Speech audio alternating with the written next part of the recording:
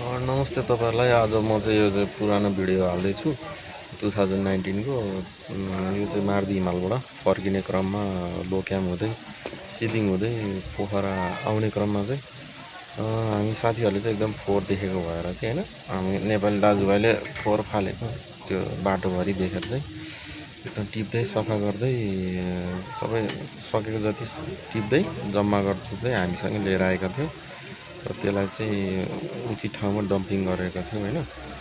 यो पुरानो भिडियो हो, अब कहिले हाल्नुपर्ने, त्यही पनि तपाईँहरूलाई मन पऱ्यो भने लाइक कमेन्ट गरिदिनु होला, सब्सक्राइब पनि गरिदिनु होला है त, धन्यवाद।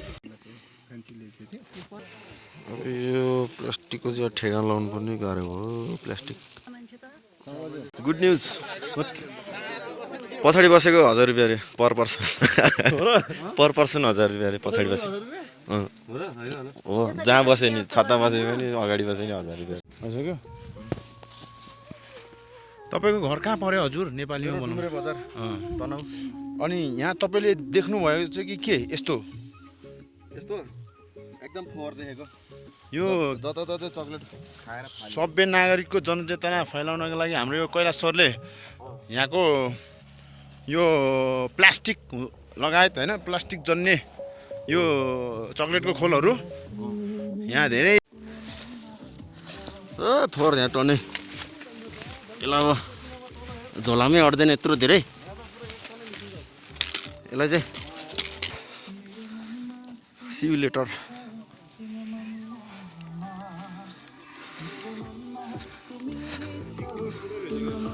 ओ मेरो हातमा चुयो यार।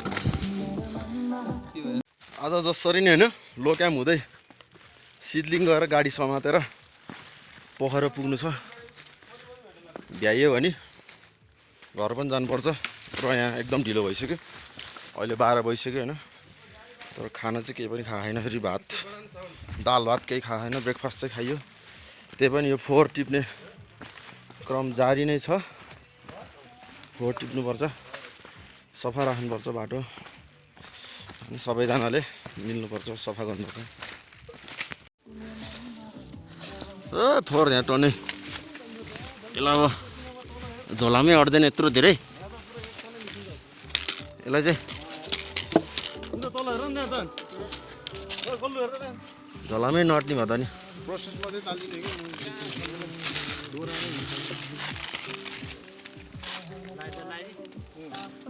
अब यहाँ पहिल्यै जलाउने ठाउँ रहेछ।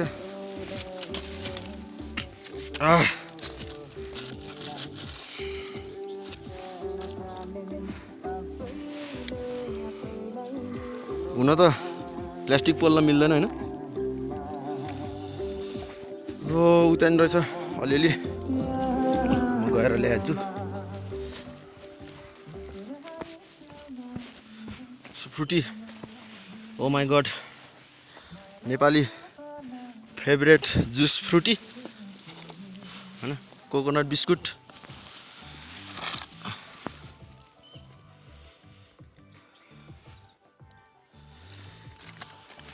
Again something digestive biscuit, Sprite,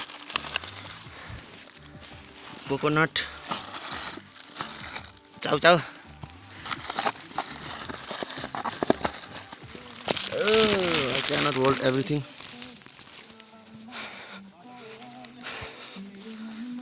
See you later.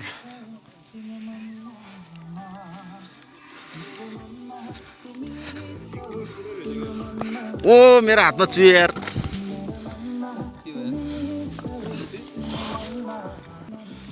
Oh Gorkha beer.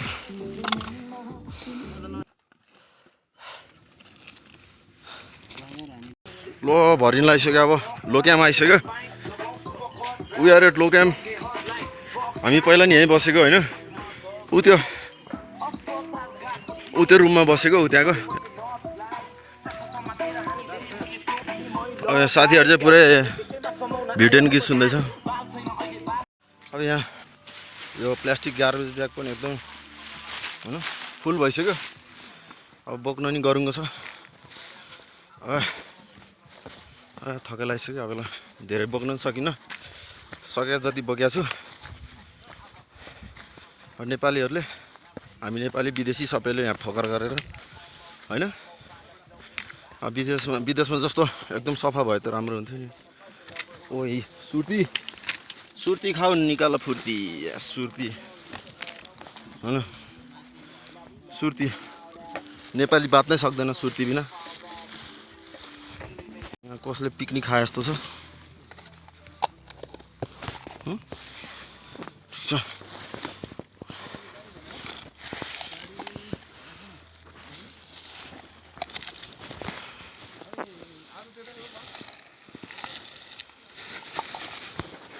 Terrible okay जति सक्छ त्यति गर्ने होइन।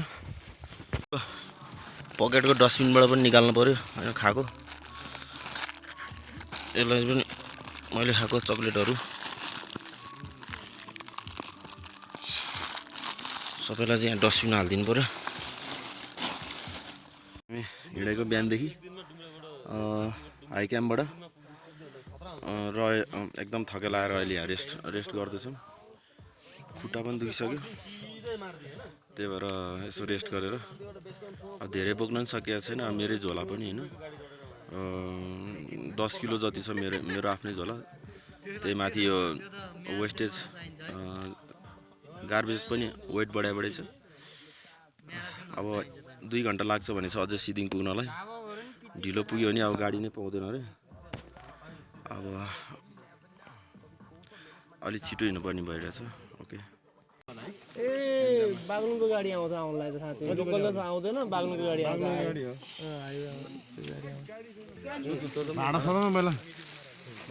यो बेन्ची रहेछ नि त बेन्चीको फर्म त रहेछ बस त एडजस्ट गर्नु मिल्छ। गुड न्युज पछाडि बसेको 1000 रुपियाँ अरे पर पर्सन 1000 रुपियाँ अरे पछाडि बसेको हो जहाँ बसे नि छतमा बसे पनि अगाडि बसे नि 1000 रुपियाँ। यिनीहरूको सेटिङ के छ यहाँ भने होटलवालासँग सेटिङ गर्नु सबै पनि जान्छु पर्दैन म त यहाँ त 1.5 घन्टा पुगिन्छ अरे हाइवे पोखरा जाम न त जाम ए हैन यस्तै होटल कहाँ पुगिन्छ बोर्डमा हाइवेमा त पुग्न गाह्रै हुन्छ नि। त्यही भन्दै त्यहाँ